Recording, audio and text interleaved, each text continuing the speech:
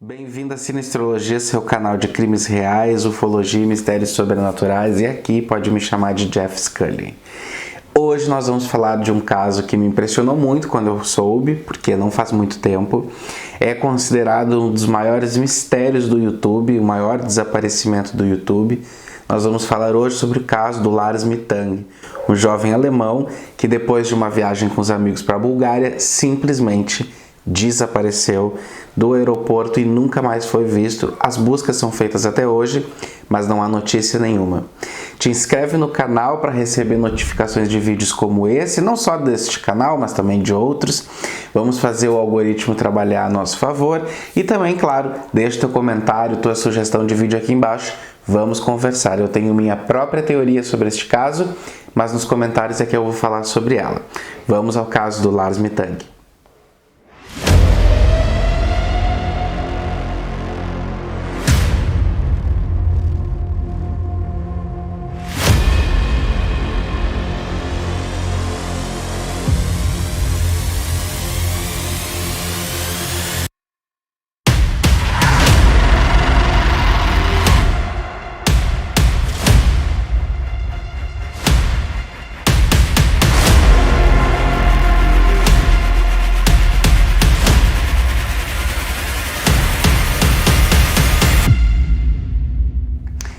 Lars Joachim Mittank, um jovem alemão nascido em 9 de fevereiro de 1986, no desaparecimento com 28 anos, portanto, foi 2014. Ele vivia uma vida absolutamente normal, segundo seus amigos ou seus familiares que deram entrevistas posteriormente, e tinha um emprego absolutamente comum, não tinha envolvimento com nada demais, tinha uma vida de fato absolutamente usual, como a minha, como a tua. E junto com um grupo de amigos decidiu, nas férias, ir à cidade de Varna, que é uma cidade litorânea na Bulgária, próxima e que é muito frequentada por jovens nesse período, tirar umas férias, um período aí de curtição. No dia 30 de junho, eles foram então para Varna e aproveitaram a praia, aproveitaram um hotel, eles ficaram num hotel chamado Viva Club, aproveitaram a piscina, foram a boates, bares, curtiram muito. Até que no dia 6 de julho, num desses passeios de curtição com os amigos, o Lars acabou se envolvendo numa discussão de bar com outros jovens que seriam torcedores de um time rival do dele, ele torcia para o Bayern de Munique. E nessa discussão houve uma briga, ele foi para fora do bar e simplesmente desapareceu. Mas não é o desaparecimento, as coisas vão ficar estranhas a partir daqui.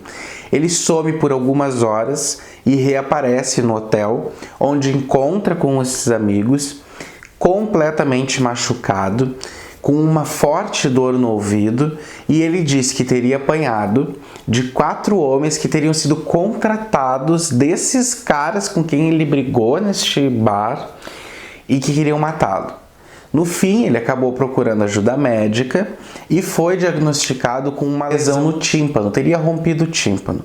Existem fontes que falam que houve um rompimento do tímpano, que é uma dor excruciante, mas também há fontes que dizem que não chegou a haver um rompimento do tímpano.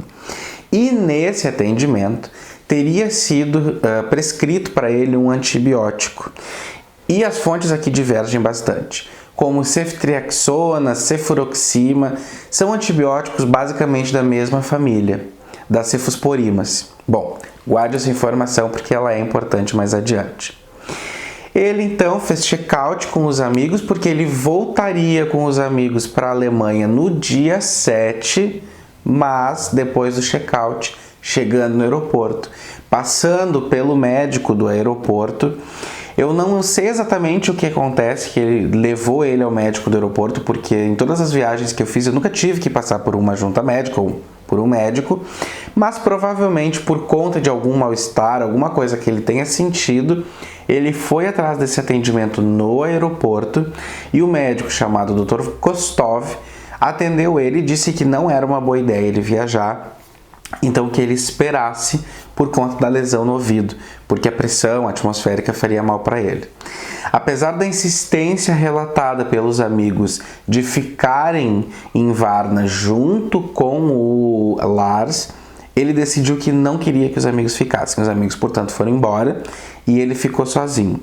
Ele já tinha feito o check-out no hotel em que eles se encontravam, mas ele ficou hospedado em um hotel próximo ao aeroporto de Varna, numa zona que é descrita nas fontes como uma zona assim não muito turística e ligeiramente perigosa. Seria o subúrbio, basicamente. O que nós temos aqui? Ele teria ficado hospedado nesse hotel por apenas algumas horas e já no hotel ele começou a apresentar um comportamento errático. É dito que as filmagens do hotel já mostram ele no saguão, andando para lá e para cá, apresentando uma fala das pessoas que foram entrevistadas, né? Apresentando uma fala desconexa, sem muito sentido, e ele teria feito check-out nesse hotel à 1 da manhã. E entre a 1 da manhã e o horário que ele vai novamente aparecer no aeroporto com as suas malas, as suas coisas, não se tem notícia do que aconteceu com Lars Mittank. Então vocês podem ver que camadas de mistério já estão sendo adicionadas nessa história. Não encontrei nenhum registro em vídeo desse saguão do hotel. Ele é relatado em várias reportagens, então assim, é sabido que há essa gravação, mas por algum motivo ela não está disponível, diferente do vídeo do aeroporto, que nós já vamos assistir juntos. O que aconteceu neste momento? Lars chega no aeroporto, passa pelo médico novamente. O médico diz que ele não deve voar ainda, mas ele garante que tem condições de voar e que quer voltar para a Alemanha. O que nós sabemos, voltando aqui um pouquinho a história, é que nesse período entre o check-out dele no segundo hotel, esse próximo aeroporto, e o retorno dele ao aeroporto na manhã do dia 8, ele ligou para a mãe dele.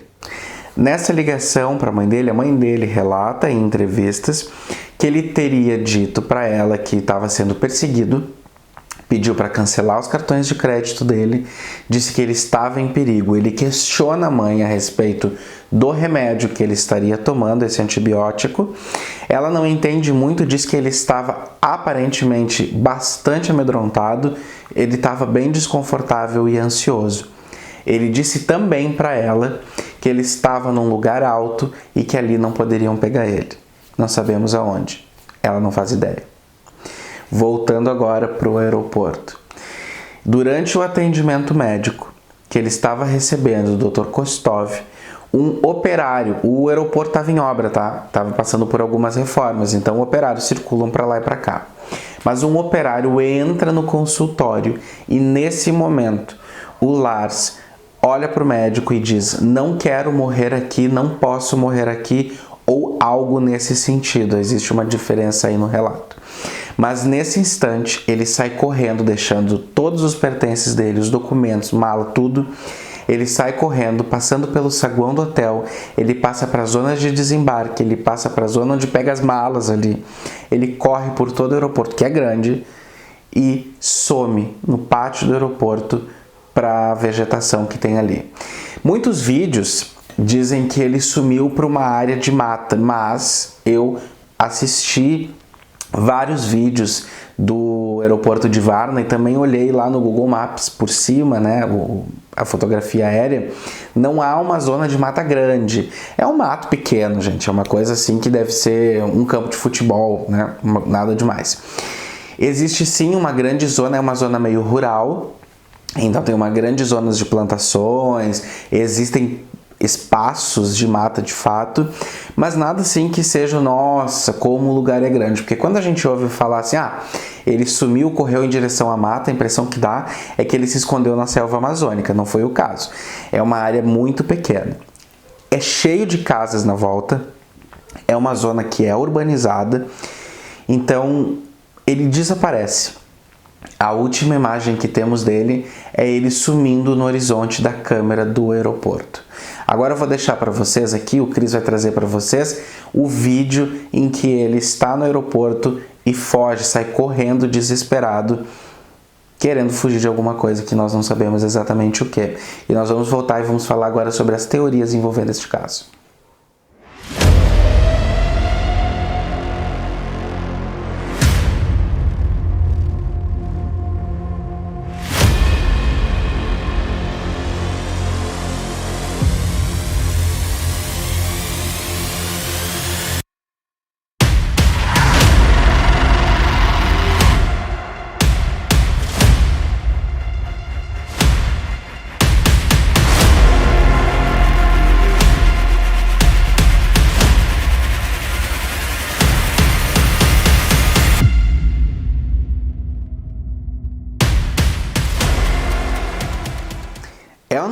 muito misterioso e estranho, bizarro, o jeito como ele sai correndo.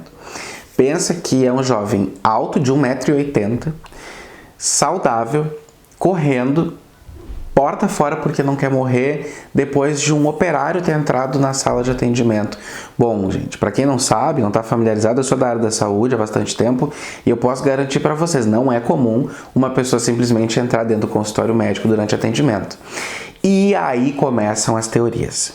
A teoria oficial é de que ele teria, de repente, por conta dessa briga, tido uma concussão, alguma lesão cerebral de repente, e teria apresentado esse comportamento errático por conta de um trauma físico, né, acontecido durante essa briga. Há também quem garanta que a questão da perfuração do tímpano pode ter feito com que ele ficasse confuso.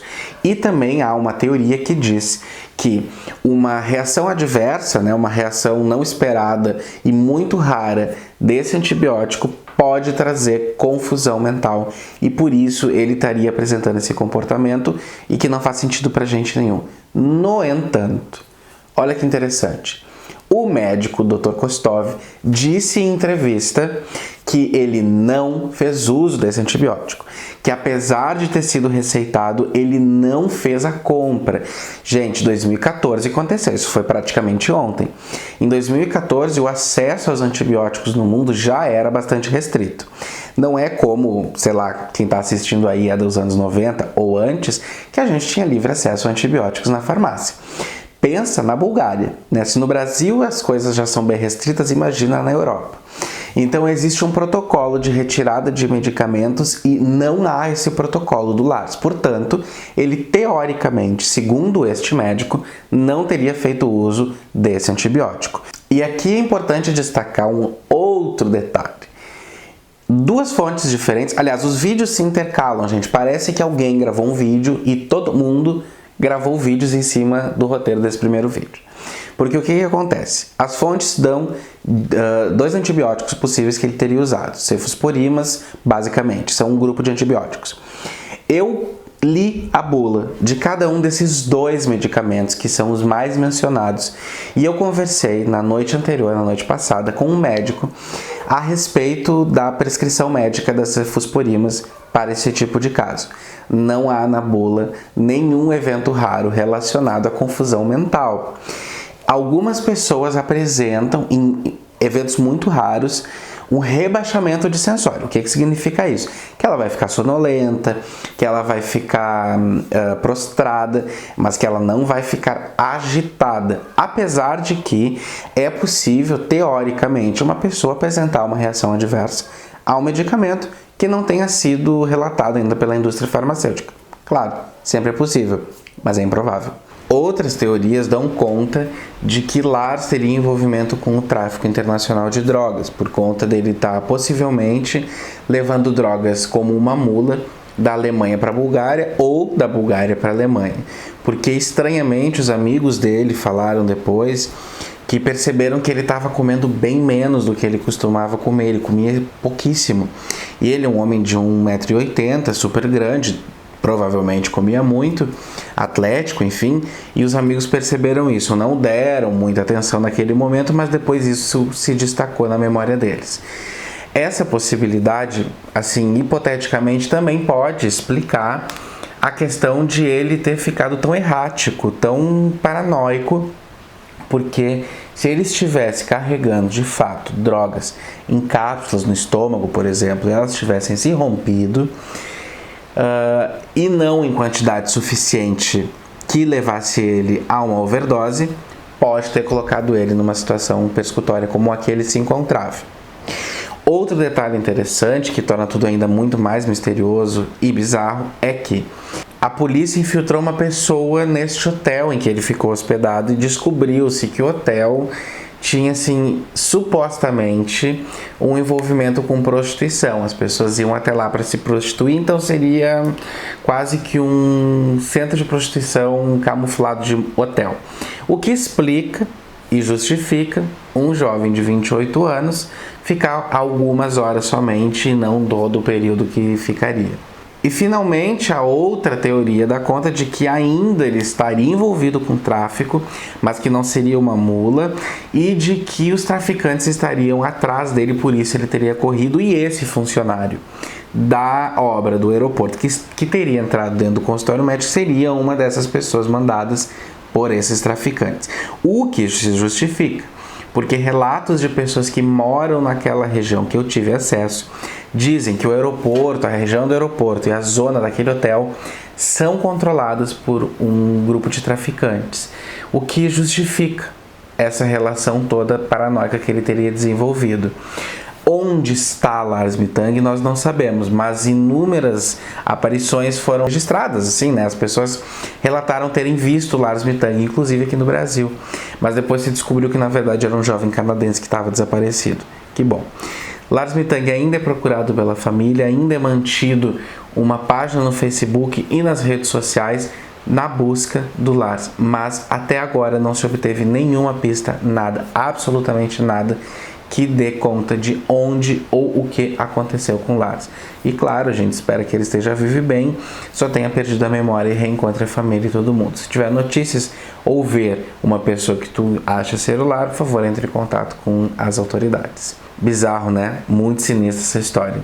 Quer saber mais histórias como essa? Deixa aqui nos comentários que a gente volta a conversar. E nos comentários eu conto qual é a teoria que eu acho que aconteceu. Vamos trocar uma ideia ali. Até mais. Tchau, tchau.